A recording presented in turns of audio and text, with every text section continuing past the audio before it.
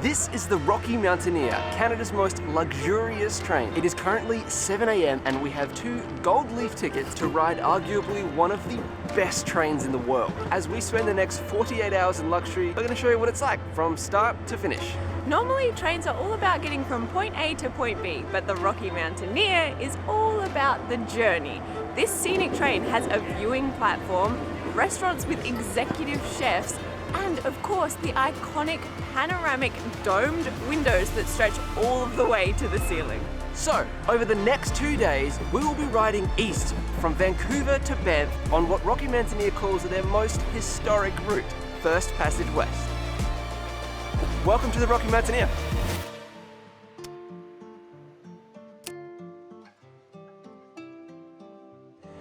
This is so fancy. They have their own private train station in Vancouver. It's like an airport lounge. There's coffee, heaps of people, chairs. So fancy. Rocky Mountaineer. In preparation for your boarding, we would like to invite you all to gather all of your belongings and make your way to the platform. Have a wonderful journey.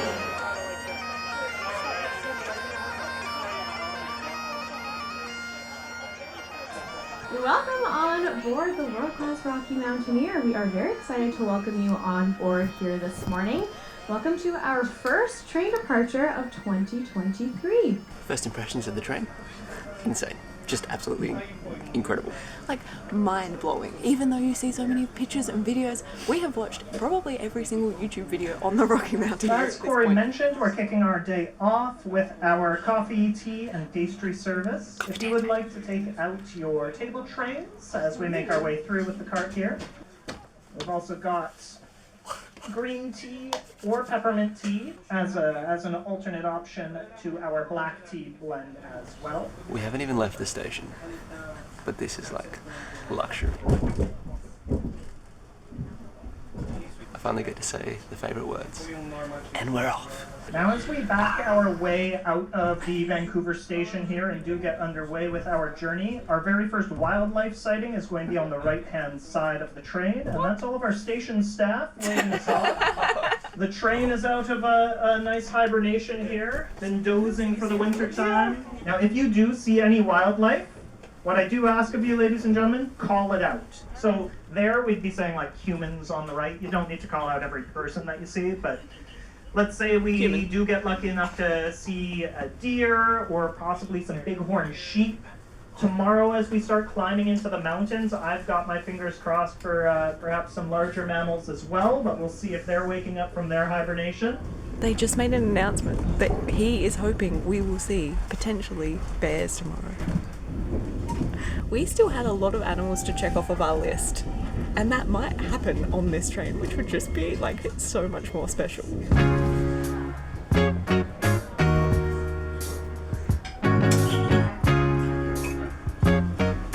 Morning. Good morning. How are you two? Good. Can we have your coffee or tea this morning? Thank you. Amazing, thank you. All right. Cheers.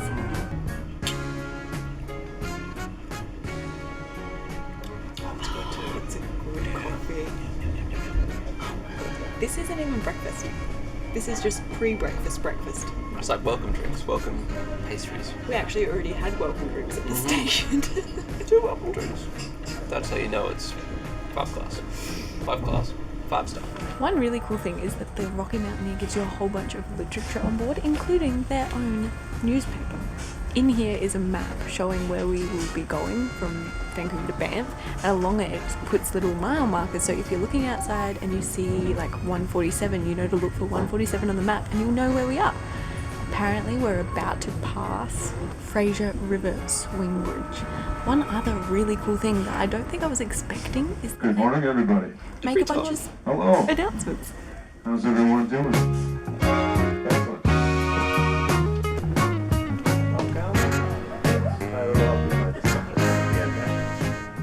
This is so fancy. We've come downstairs for breakfast and it is a white linen tablecloth and like a full menu. Eggs Benedict. How are you meant to choose? I've talked about Eggs Benedict for ages. But looking at this menu, like, it all looks good. Everything looks really good. We'll begin with the mixed fruit plates, glazed with honey and garnished with mint. That is some fresh fruit. Hey, scrambled eggs and bacon. Thank you. And extra hash browns with yours. Thank you. Anything else that the two of you need for that? No, that's okay.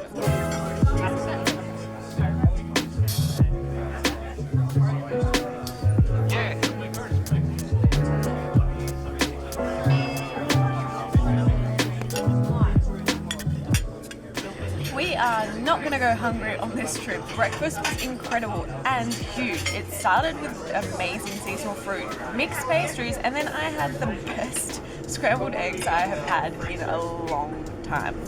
And Jordan had a smoky eggs Benedict, which looked incredible. I'm happy. I'm full. We've just come back to our seats, and now there's a drinks menu. Like a full-on drinks menu with every option you could possibly want, including cocktails.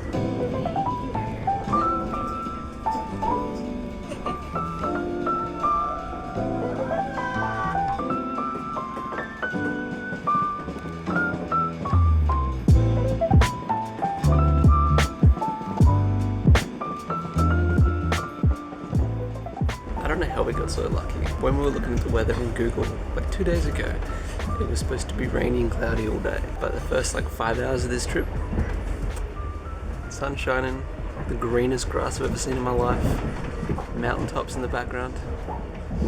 It is incredible. We only had breakfast an hour ago. Still maybe. full, still sitting in my belly. Salty and sweet snacks. And pretty. Drinks. And I'm pretty sure they're coming around with fresh fruit too. It's like you never have a chance to be hungry. The service on board is on another level. They're also nice. I love it. Probably spicy too. It's not something we're used to. Just the last little bit of Harrison Lake. It's a really popular spot for Vancouverites to come and drive out for the weekend. It's a beautiful camping spot. So right after we pass Harrison Lake here, we are going to see Kilby General Store out to our left-hand side as well. So it is just a quick flash here, but it will be coming up momentarily if you wanted to have those cameras ready.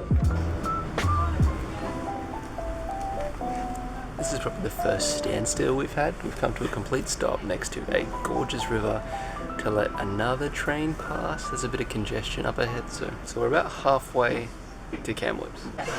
The lunch menu is huge and I'm stuck on what to get again. I'm tossing up between the crispy skin steelhead, which has gnocchi, or the AAA grade steak. I'm thinking steak because I would never buy that somewhere. And even though I don't typically like seafood too much, Dungeness crab ravioli sounds just too good to say no to. So I'm gonna be brave and I'm gonna get seafood.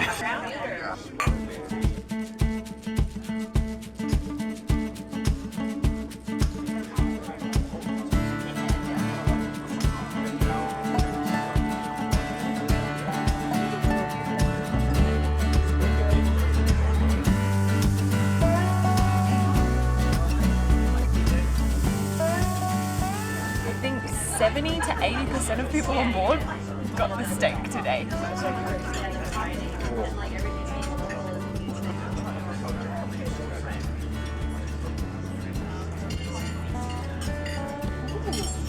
I'm getting too excited. Should I try some else? Yes, so.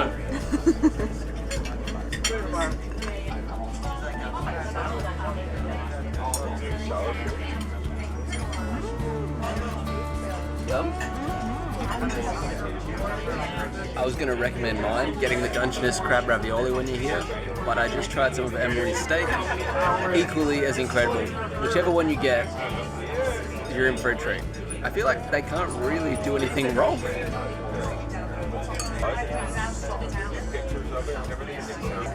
And surprisingly, it's amazing. We just passed through what Fraser, the explorer, coined as Hell's Gate, which was the toughest part that he was going through while he was canoeing down the river.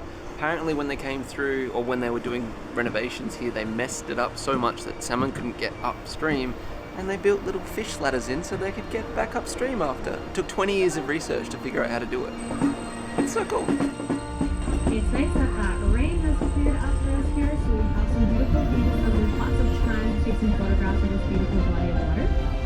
We are approaching a really important river along our journey today, so it's quite a large portion of our morning if you're following along on this milepost.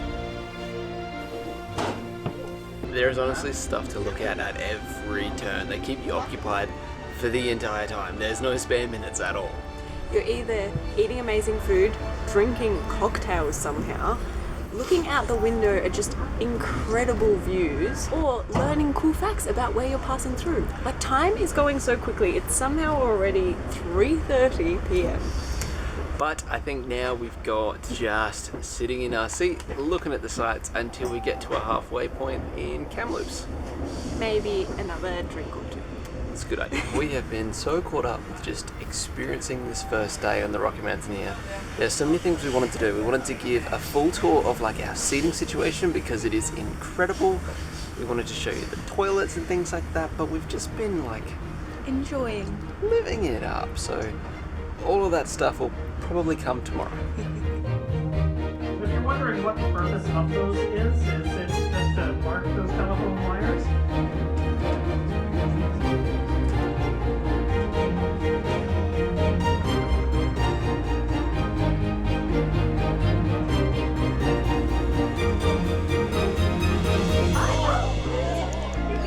Don't think anyone's home, but it's a pretty sizable nest. Maybe there's we're also getting a view on the left-hand side of another of those trains, and Corey was mentioning that directional running, how both companies will utilize one set of tracks just depending on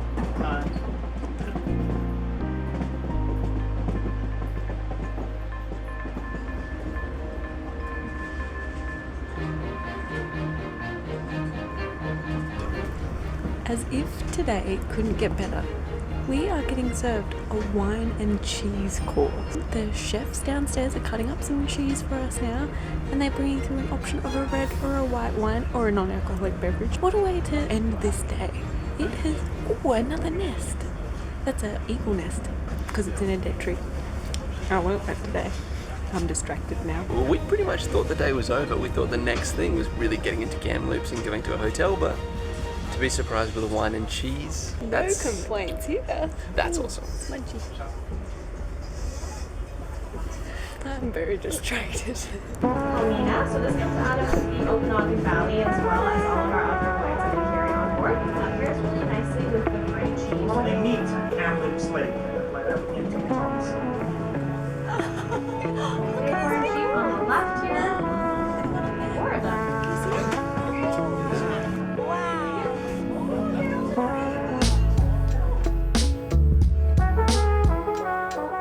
But they are now part of our just shy of 100 pieces of equipment fleet. Kamloops destination team starting to wave us in on the right-hand side next to these motor coaches as well.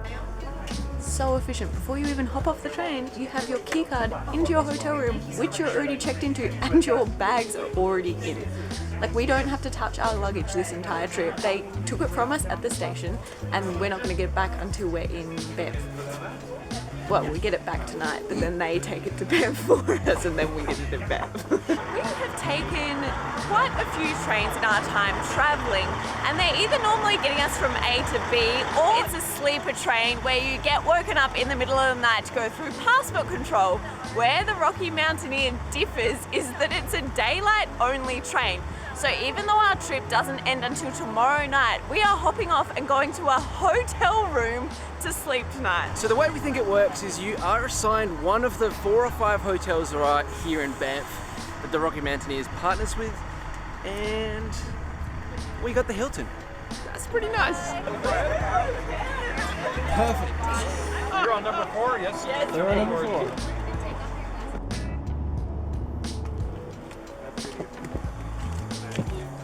We'll see you in the morning.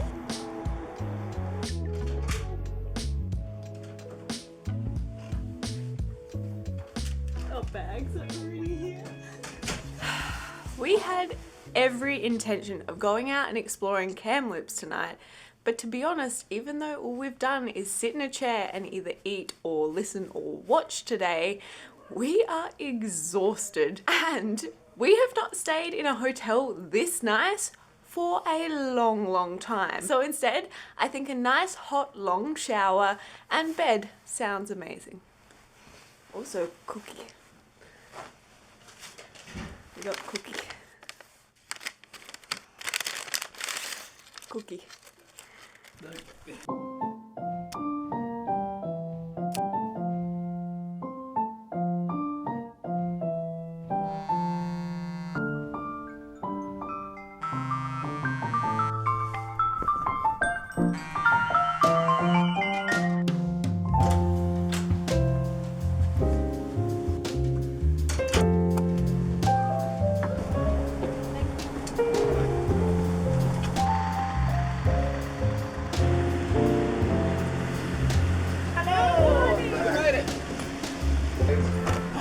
So toasty warm. Yesterday turned into more of our first impressions or reactions to the Rocky Mountaineer, and the plan today is to sort of show you around and give you a bit more information, like what the seat is like, what the facilities on board are like, in case you're thinking of doing this trip yourself. Now that we've been here for a full day, we feel like we're more of an authority. The weather this morning is not as good as yesterday, but hopefully it clears up because today we are climbing into the mountains and it should get really cold. And I'm pretty sure we're going to see a bear and a moose. Positive 100%. thinking. 100%. Now, just like yesterday, the culinary team hard at work getting breakfast prepped. Welcome back. Thank you. Alright. For yourself. Thank you very much. Before we even start moving, we've got breakfast. I don't think we need to show you that again, but same menu, same menu.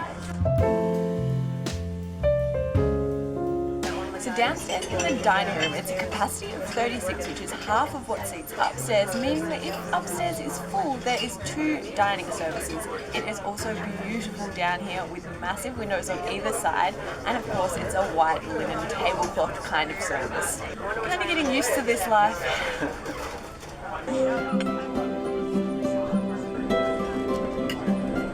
Now that breakfast's over, we thought we'd show you what the seating is like in Goldleaf.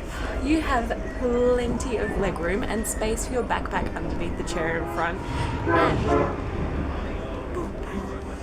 a control panel which has everything you could ever need to make this the comfiest journey ever. We have lumbar support in every direction possible. You have a little footrest that comes up and down, and you can recline the seat into its shell so you're not even interrupting the person behind you.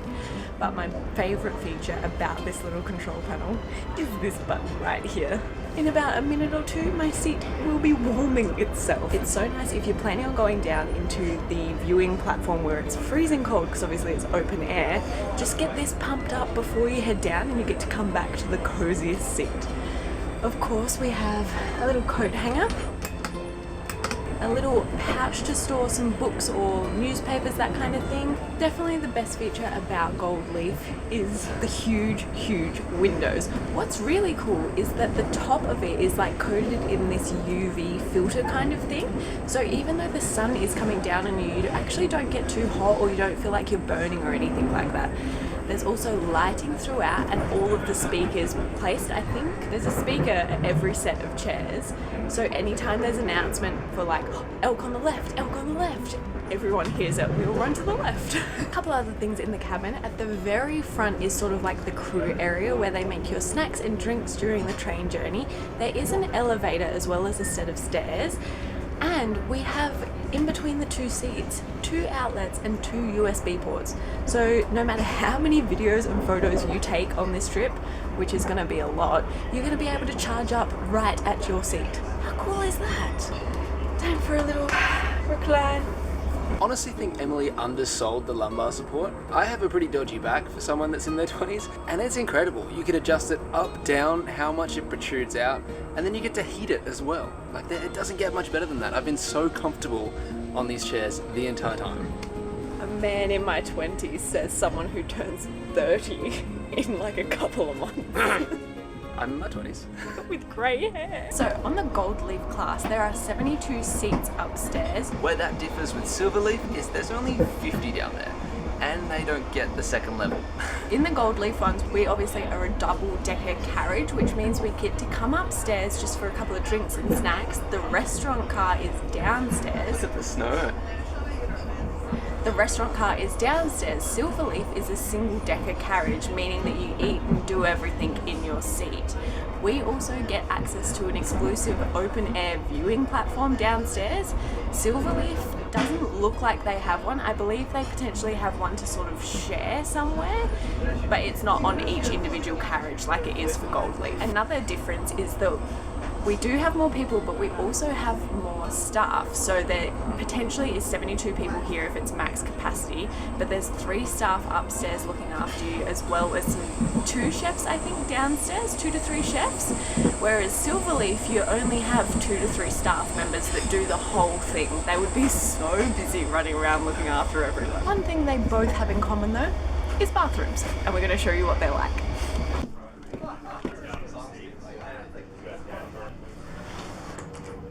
Now, I can't say for sure because we haven't been in Silverleaf, but this is the amazing Goldleaf toilets.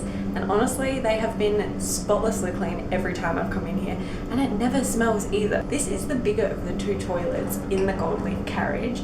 We have 2 hooks so you can hang your bag or your coat if you need to, toilet paper, soap, water, hand wash, and like this odor killer that works amazingly, as well as a beautiful little wallpaper and a mirror with awesome lights on the side. It's honestly so clean and it smells really good, even though we've been on this train for 2 days now. We've just started climbing into the mountains and now we are surrounded by snow, but I think it's going to get a whole lot thicker really, really quick. Wow, it's flurrying down.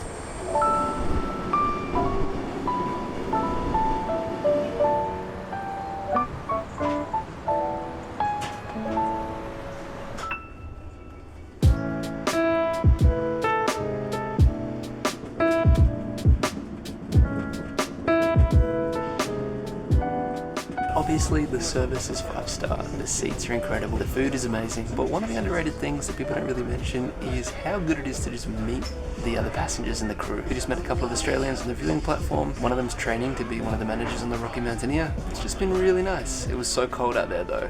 I'm so glad we get to come back to heated seats and a hot chocolate on the way.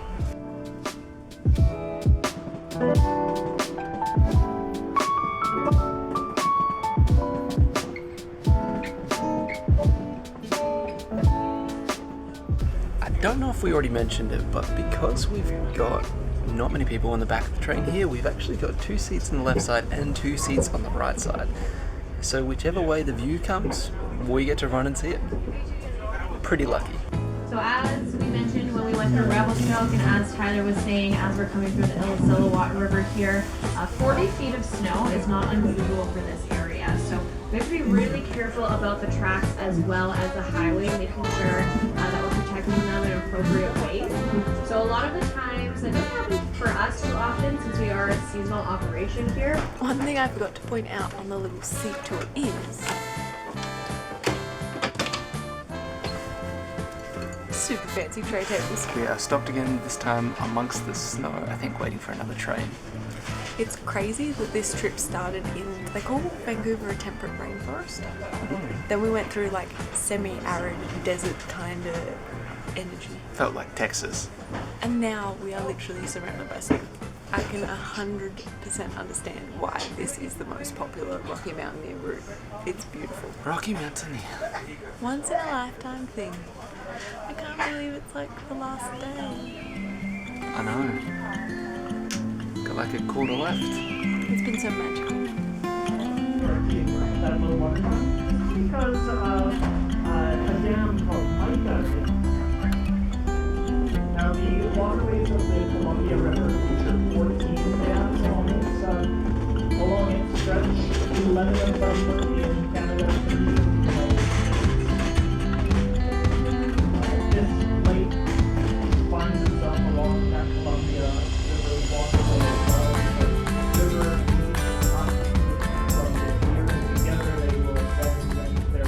We are now in a section of track that can go up to 50 miles an hour, and I can confirm that that is fast. What just happened? Because as soon as I went outside, I lost my beanie.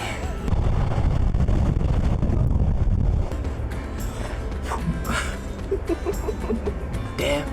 I'm so sad no one was out there to see it. Yeah, just me by myself. And I ran straight back inside, like, what do I do? Long gone. Stop the train. Yeah. But these views just keep getting better and better. We're like following mountain tops now. It's so beautiful. Beanie-less heaven. Beanie-less heaven. We just went past a river called the Kicking Horse River, right? Mm-hmm. And it looks so nice, frozen on either side. Oh. And then flowing so clearly in between, Yeah. and you just see the train snake through the canyon. It's so beautiful, and I'm feeling especially grateful because I knew that Silverleaf had a viewing platform, but I didn't realize how much smaller it was. Yeah. Like that exclusive viewing platform that Goldleaf has is a huge reason to upgrade. Yeah. Like you just have uninterrupted views and no reflection. Yeah. Even when there's heaps of people there, you have space. And people clear out pretty quickly because it's freezing. Because it's so cold. The stuff we've learned on this trip is just mind-blowing. I now know the difference between an osprey nest and eagle nest. I know the lifespan of big-eyed salmon. What are they called? You don't know the name of them? I just know they had big eyes. I know some of Canada's history, and I know all about the Highway 1 and the Canadian Rockies. It is just such an unexpected extra that I'm so pleased with. I didn't think we'd get this much history or this much learning on board, and I love it. We didn't get it on camera, but we just saw a black bear. He was so cute, all cuddled up by a tree. But that call was so late. We are the last carriage on the train, and it was passing us as the call came through. Little surprise dinner in our seats. Didn't expect it, and that makes it so much better. I said yesterday morning, the first train of the season is always one of my favorite ones. I wasn't lying. I love getting to just lay my eyes once more upon everything that we have been seeing. On that first trip, we kind of get to share that first time that you're seeing it, the excitement in your eyes around every bend and turn of the train. We are also seeing it for the first time again. Officially, welcome to the town site of Banff, and welcome once again to the Rocky Mountains. Thank you all, ladies and gentlemen.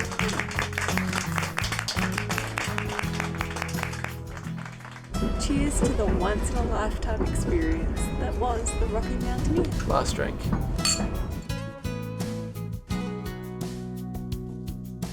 I can't believe it's over, and I can't believe that we had the best crew on board our little first trip of the season. Unfortunately, Corey, Tyler and Jared, I think it's all downhill from here. I think this was your peak of the season. Maybe we should just come back on board, then you can have another peak. That's it. Oh, like what? See ya!